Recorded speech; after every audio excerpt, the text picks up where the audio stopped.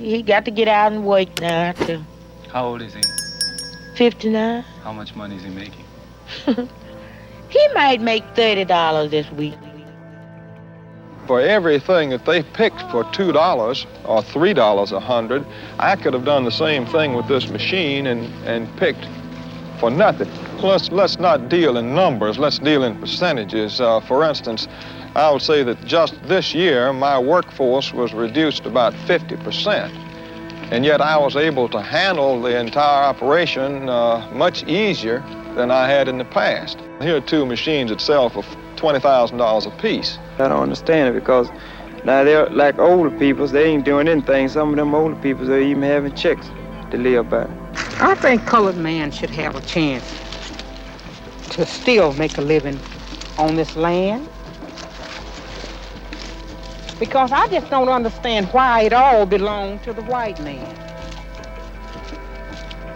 So much about it I don't understand. How can he become to own something that wasn't his from the beginning? This is a sawmill turning timber into lumber, and the person who runs the sawmill is a sawyer. Someone who makes barrels. A cooper. This, of course, is a windmill, and the person who ran a windmill was a miller. A weaving shop is run by a weaver, someone who takes wool and weaves it into cloth.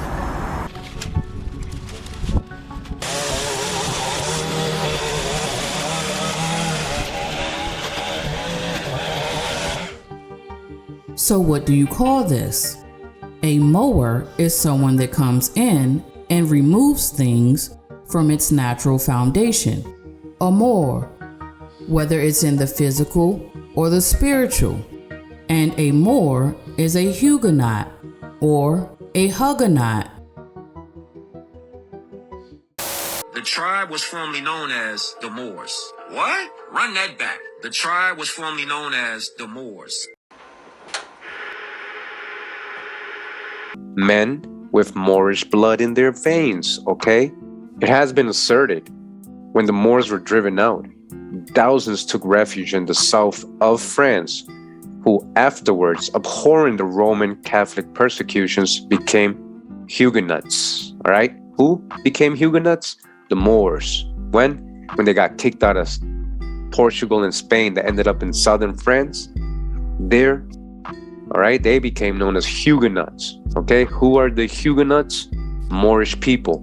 Huguenots, Moors, Huguenots, Moors. Before they brought in the Christians, also known as the Questions, they brought in the Moors. Did these Moors speak Spanish, French, or English? Yes, the first Thanksgiving. I really like this one because it involves food, and I'm very fond of that. The Pilgrims arrived in New England in 1620, stepped onto Plymouth Rock, and they were fleeing religious oppression in Europe, came to the New World. And there they met a friendly Indian named Squanto, and because he was a friendly Indian, he taught them to grow corn. And so a year hence, they had a great harvest. Eat, play a little football. It was really a fine day all around. So is that true? Well, yeah, kind of. It's true. But here's some more of the story.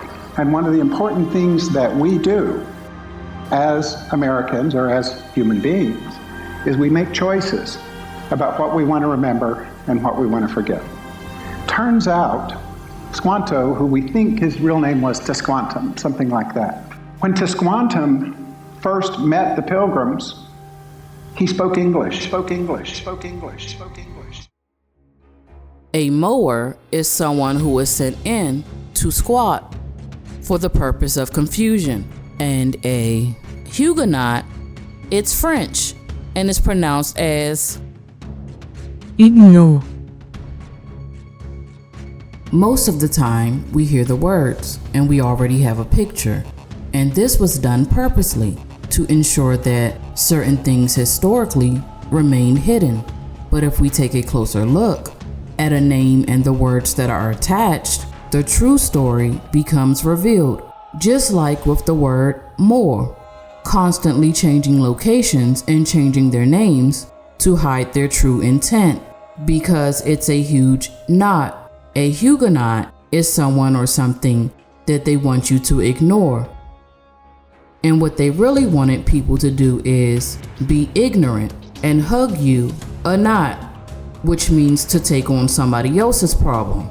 And in order to do that, they need to peer at what's going on for the purpose of trade, because they will soon become the double and the doer, while these people come in afterwards to take you off your quest and give you a new mission. Today, we start a new unit on colonization, and this unit on colonization is going to occur before the colonization of Jamestown, the establishment of the French Huguenots. The colonists became increasingly dependent upon the natives for food. In November, a small group of men decided to leave the colony, so now the French are beginning to split up.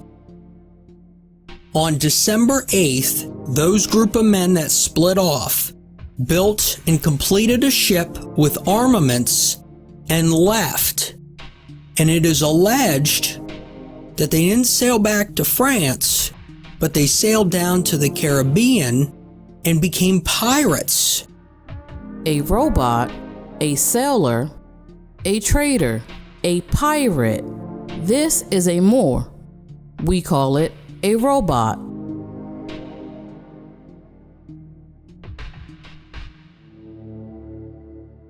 A sailor on water, a robot. A helper that peers at what you do, a robot, so that it can become your double. A pirate. Period, period, period. A pirate is someone sent in to peer at a site. Pirate. It has one main goal, and that is to steal information, because we can always tell what a person's job is through their name. How can he become to own something that wasn't his from the beginning? Well, look at your name. Are you doing the job that your name tells you to do? Or are you carrying the name as a title that is tied to the job that someone else wanted you to do? Know that taking on someone else's purpose by title is a traitor to self. If you guys want to have a name decoded, your name, someone else's name, for research purposes or relationship compatibility, it can even tell you if you're in the right career. If you are interested, check out the information in the description down below.